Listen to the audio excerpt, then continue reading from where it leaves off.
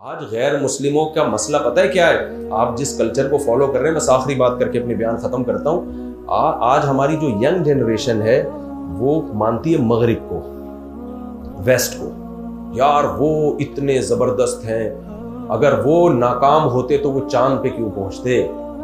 आज भाई वो अगर गलत होते तो इनकी सड़कें इतनी साफ क्यों होती। वो अगर गलत दीन पर होते, गलत रुख पर होते तो उनके डॉक्टर इतने माहिर क्यों होते, इतना डिसिप्लिन उनमें क्यों होता।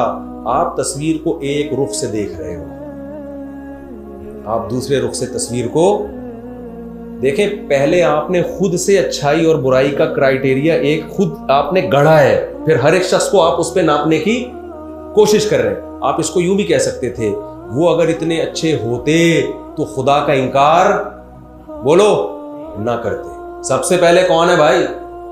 वो अगर इतने अच्छे अखलाक वाले होते तो उनके अब्बा ओल्ड हाउस में टाइम ना गुजारते। वो अगर इतने अच्छे होते तो बूढ़ी अम्मा ओल्ड हाउस में आप क्या अपनी अम्मा को ओल्ड हाउस भेज सकते हो? मैं बहुत दफा ये वाकया मैंने सुना है, बहुत दफा दोबारा सुना रहा हूं। हो सकता है पुराने लोग बोर हो जाएं, लेकिन ये बड़ी इबरत वाला वाकया है। इससे आपको सही सिंक में सोचने का मौका मिलेगा। देखो, हम अगर खराब है ना, हमारे गटर के ढक्कन नहीं है, ये इस्लाम का कसूर नहीं है, ये हमारे हुक्मरानों की करप्शन है। तो हुक्मरानों की करप्शन को इस्लाम के खाते में क्यों डाल रहे हो भाई? और उनके यहां अगर कोई खूबी है तो इसलिए नहीं कि वो मुसलमान नहीं है, बल्कि जो उन्होंने लॉ बनाया, जो सिस्टम बनाया, उसको मजबूती से नाफिज किया है। बाकी अगर उनके पास इस्लाम होता तो जो खराबियां उस सोसाइटी में है वो नहीं होती, और हमारे पास इस्लाम ना होता तो हम जितने खराब है ना, इससे 20 गुना ज्यादा खराब होते हम। हमारे यहां तो 2-4 जो गटरों के ढक्कन बच गए वो इस्लाम की वजह से बचे हुए हैं। थोड़ा सा आदमी डर जाता है चोरी पे, उसने बयान सुना होता है मौलवी साहब का कि यार ये ढक्कन चोरी किया तो इसमें कोई बंदा गिरा तो क़यामत में मुझे पकड़ होगी, वरना लॉ तो है ही नहीं ना। नहीं आई बात, दोबारा बतानी पड़ेगी ये बात। देखो, अमेरिका में एक तो गटर होते ही नहीं है, मैंने तो नहीं देखे, पता नहीं कहां बनाते हैं वो लोग। लेकिन अगर कोई गटर हो उसका ढक्कन चोरी नहीं हो, क्योंकि उसको पता है ढक्कन चोरी हुआ तो मेरी खैर नहीं, रिश्वत नहीं चलेगी, मुझे सजा मिलेगी। हमारे यहां आप जितने ढक्कन चोरी कर लो कोई मसला नहीं। अब मैं नहीं ज्यादा डिटेल में मैं जाना नहीं चाहता, तो क्योंकि हमारे यहाँ एक प्रोजेक्ट शुरू हुआ था करीब में, तो वो उसमें जब उन्होंने गवर्नमेंट ने गटर के ढक्कन लगाए ना, तो एक हफ्ते में सारे ढक्कन गायब थे। वो ढक्कनों से लोगों ने सरिया निकालने के बाद डाल तो चरसियों पे दिया कि चरसियों का काम है, लेकिन मेरा ख्याल है गैर चरसी भी करते ही होंगे। जो चरस नहीं भी पीते, हमें क्या पता चल रहा है कि चरसी कर रहे हैं, कोई और कर रहा है। लेकिन आपको पता है हमारी खूबी है कि कानून का ये हाल है, इसके बावजूद भी अक्सर गटरों पे ढक्कन अल्हम्दुलिल्लाह मौजूद है। इसलिए कि भाई कहीं ना कहीं कुछ चोरी के खिलाफ सुना बहुत है कि अल्लाह नाराज होता है चोरी से। तो मैं जल्दी से वो वाक़या सुना के अपनी बात को ख़त्म करता हूँ। हमारे दोस्त का एक फ़ोन आया, बाहर किसी कंट्री में, नाम नहीं लूँगा मुल्क का। उन्होंने कहा, मुफ्ती साहब, मैंने अपने वालिद को कराची से इलाज के लिए यहाँ बुलाया है वेस्ट में, क्योंकि पाकिस्तान में बूढ़ों का इलाज सही नहीं होता, बूढ़ों की केयर करने वाला कोई नहीं होता। ये पाकिस्तानी ऐसे, ये हम लोग बुरे हैं, ये अंग्रेज हमसे अच्छे हैं। यहाँ बूढ़ों की केयर बहुत अच्छी होती है यहाँ के अस्पताल। हालांकि वो माशाल्लाह बड़े मुतशर्रे दाढ़ी वाले, लेकिन तारीफें किसकी कर रहे हैं? वैसे यार ये लोग हैं, बूढ़ों की केयर होती है अस्पतालों में, इज्जत मिलती है। क्या हाल है बूढ़ों का। ये मुसलमान सिर्फ कलमा नहीं पढ़ा अंग्रेज ने, वरना हकीकत ये हमसे अच्छे लोग हैं। मैंने कहा अच्छी बात है। कह रहे इसलिए मैं अपने अब्बा को कहां बुला रहा हूं? वेस्ट में बुला रहा हूं, अपने खर्चे पे। मैंने कहा जो नर्स आपके अब्बा की इतनी अच्छी केयर कर रही है, आप उससे कहें कि अपने अब्बा की भी कभी की है। नहीं आगे मेरा ख्याल बात। मैंने कहा उस नर्स से बोले जो इतनी अच्छी केयर आपके अब्बा की यहां की नर्स नहीं कर रही ना, वो तो थके हुए मुल्क की है, और वगैरह वगैरह जो भी गालियां देना उन्होंने मुनासिब समझा। मैंने कहा किसी गोरे में इतना दम है कि अपने बाप को लाखों रुपए खर्च करके इलाज के लिए बुलाए किसी दूसरे कंट्री में, अपने खर्चे पे इलाज करे, इसलिए कि उस मुल्क में उसका इलाज सही नहीं हो रहा। मैंने कहा वो तो साल में एक दफा ओल्ड हाउस में फादर डे पे जाता है, मेजॉरिटी के, सारे नहीं होंगे, कुछ अच्छे भी होंगे, एक दफा जाएगा। ऐसे ऐसे वाकयात भी मैंने वहां, जो मुशाहिदे पर मबनी वाकयात, फादर डे में एक दफा फोन किया है कि यार मेरे अब्बा के घर पे केक पहुंचा के आ जा। उसमें भी कमबख्त को इतनी तौफीक नहीं हुई कि फोन करके अब्बा से हेलो हाय कर ले। मैं मानता हूं सारे नहीं होते, लेकिन यार ये कौन सा कल्चर है यार, जिसने तुम्हें जना है, जिस मां ने तुम्हें जना है, जिस बाप, जिससे तुम्हारा ब्लड है, उससे तुम्हारा डीएनए, तुम्हारे बाप का डीएनए तुम ही हो, उससे तुम्हारा ये रिलेशन है, और तुम वैसे इंसानी हुकूक की, विमेन राइट्स और ह्यूमन राइट्स की बातें कर रहे हो सारी दुनिया के सामने बैठे। राइट्स में तो सबसे पहले वालिदैन है। कुरान ने जितना वालिदैन को फोकस किया है ना, इतना किसी और रिश्ते को फोकस नहीं किया। मुझे बताओ वालिदैन के हुकूक पर क्यों नहीं तंजीम बनाई इन लोगों ने? खवातीन के हुकूक पर है, बच्चों के हुकूक पर है, जानवरों के हुकूक पर है, अब्बा के हुकूक पर क्यों नहीं है? मां के हुकूक पर क्यों नहीं है? क्यों भाई? सारे हुकूक तोड़ रहे हैं, अब्बा के भी अम्मा के भी। तो अजीब निजाम है यार। तो मैंने उनसे कहा कि अगर ये इतने अच्छे हैं तो ये नर्स जो है, अपने अब्बा, इससे जरा जाके इंक्वायरी करना, इसने अपने अब्बा को ओल्ड हाउस में क्यों जमा कराया, उसको भी लाया यही साथ वाले बिस्तर पे, खर्चा करें अपना लाखों करोड़ रुपए जैसे आप खर्च कर रहे हो गरीब मुल्क में होने के बावजूद। बाप को आप एक दूसरे कंट्री में लेकर गए हो।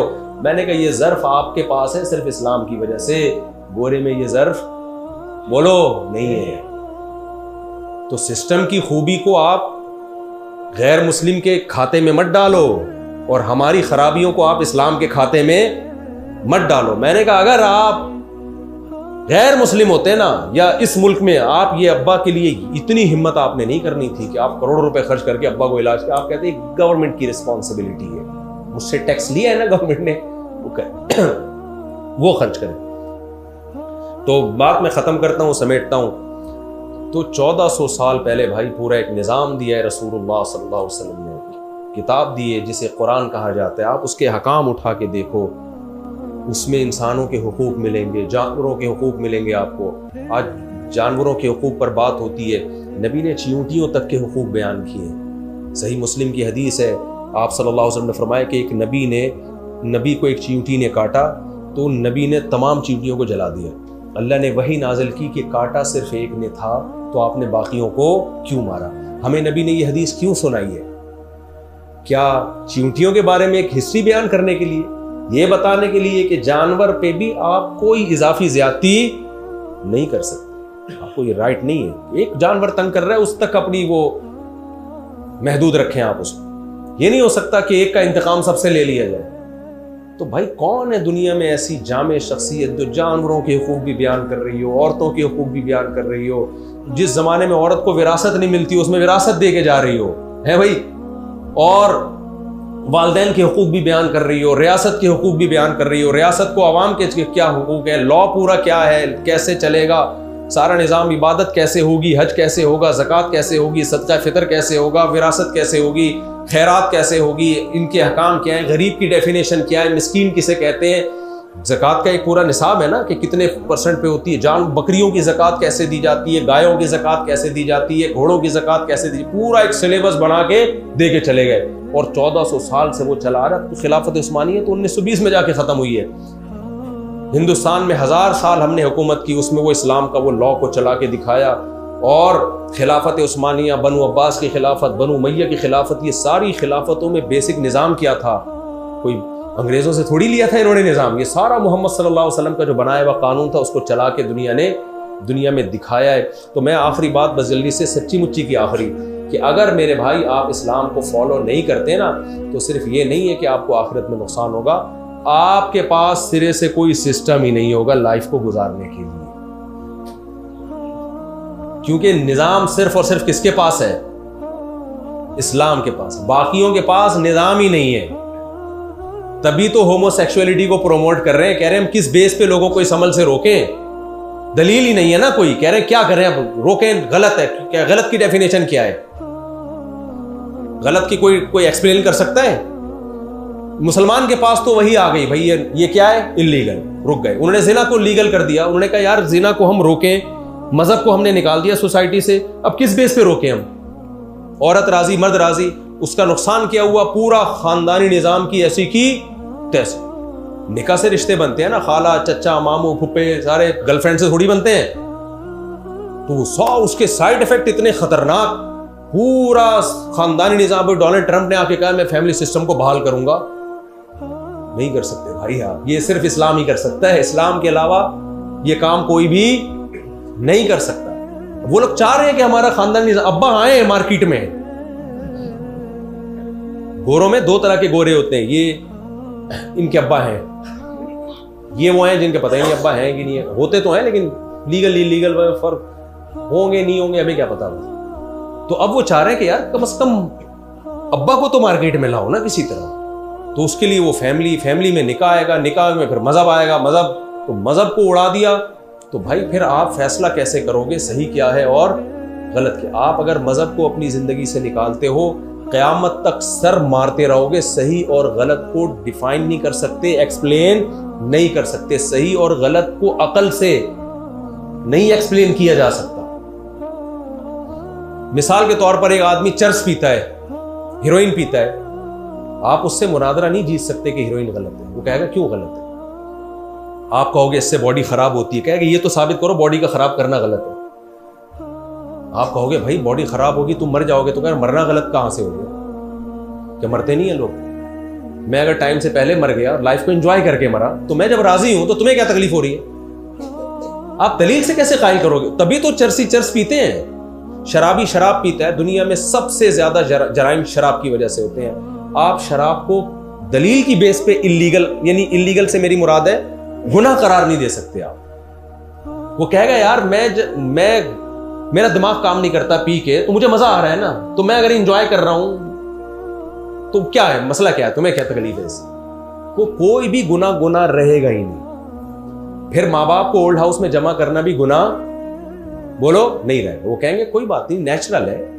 हम जब गोरे को कहते हैं ना तुम्हारी माँ ने इतनी प्यार से तुम्हें पाला, अब तुम उसके कदमों में जन्नत तलाश करो, ओल्ड हाउस में मत लेके जाओ, कहेगा पालना नेचुरल है। सब कुत्ते बिल्ली भी पालते हैं अपने बच्चों को। क्या कोई जवाब है आपके पास? तो भाई साहब जिंदगी इंसानों की तरह गुजारने के लिए ना मजहब को अपनी सोसाइटी में इन करना पड़ेगा। फिर मजहब से पूछना पड़ेगा क्या? मेरे पास बहुत आसान है, मैं अल्हम्दुलिल्लाह शराब नहीं पीता। कोई गोरा मुझसे पूछे क्यों नहीं पीते? भाई हम कुरान को मानते हैं, कुरान ने कहा ये क्या है, हराम। मुसलमानों में मेजॉरिटी जिना नहीं करती, क्यों भाई हमारे मजहब में क्या है, नाजायज। हम अपने अब्बा को ओल्ड हाउस में जमा नहीं, अब्बा अगर डांटे हमने जबान को क्या करना है? अगर आपको डॉक्टर कह देना, कोई साइकेट्रिस्ट, कि गुस्सा बर्दाश्त करने से सेहत को नुकसान होता है, लिहाजा अब्बा अगर कभी गुस्सा करें तो आप बर्दाश्त न किया करें, आपकी सेहत को नुकसान होगा। हम डॉक्टर साहब से क्या कहेंगे? भाई कुरान ने अब्बा के सामने आवाज ऊंची करने से बोलो मना किया, लिहाजा आपकी साइंस कोई बात नहीं, हम डिप्रेशन से फट जाएं हम जन्नत में जाएंगे, ठीक है ना, कोई मसला नहीं। लेकिन अगर हमने जबान चला दी ना अब्बा के सामने, तो मसला ये है कि हमें मना कौन कर रहा है? अल्लाह। तो अल्लाह से आगे निकलना हमारे लिए इसकी इजाजत नहीं। अम्मा का भी यही है भाई, अम्मा के साथ तो 3 गुना ज्यादा अच्छे अखलाक का हुक्म दिया अल्लाह ताला ने कि अब्बा से जब बात करो तो जितनी मिठास हो तो 3 चम्मच चीनी ज्यादा डाल दो जब अम्मा से बात करो। हदीस का मफहूम है। तो ये रिश्तेदारी जोड़ने का हुक्म दिया, तोड़ने की इजाजत नहीं है। तो हम बाउंड हैं। और अगर आपने कहा मैं मजहब से आजाद हूं, मेरे भाई फिर आप सारी जिंदगी टकरे मारते रहोगे, सही क्या है और गलत क्या है। आप शराब नहीं पियोगे, आपको कंफ्यूज रहोगे, पता नहीं यार मैं नहीं पी के सही कर रहा हूँ गलत कर रहा हूँ, सारे तो पी रहे हैं, ऐसा ना हो मैं बिला वजह लाइफ, तो शराब से तो आपको नुकसान ही होगा ना। इसी चक्कर में लोग खुदकुशियां करते हैं, टेंशन में आते हैं, कहते हैं यार छोड़ो, जब मेरी जिंदगी है ना। बहुत से मुल्कों में खुदकुशी इलीगल है, लेकिन वो कहते हैं इलीगल है तो ये हमारे बाप हैं, सही ना, मेरी बॉडी है, मैं मार दूं अपने आप को।